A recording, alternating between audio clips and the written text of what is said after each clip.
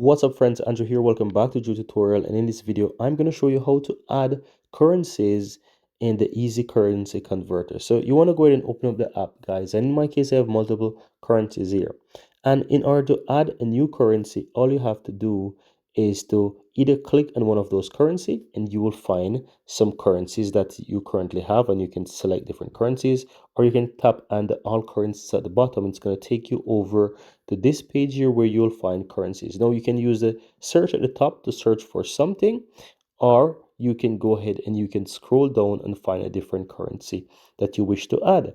Let's say I want to choose, for example, penny sterling. For example, let's say that's what I want to do, add penny sterling. I can click that check box there, and once you click the check box, it's going to be added.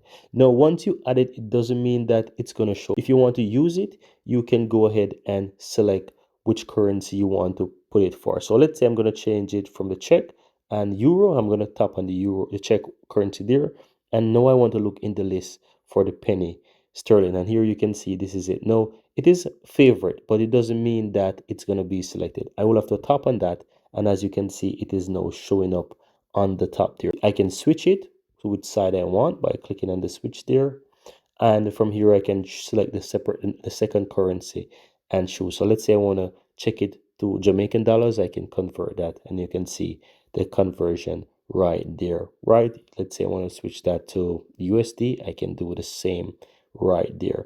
And that's it, guys. That's how you go ahead and, let's say, add a currency in the easy currency converter.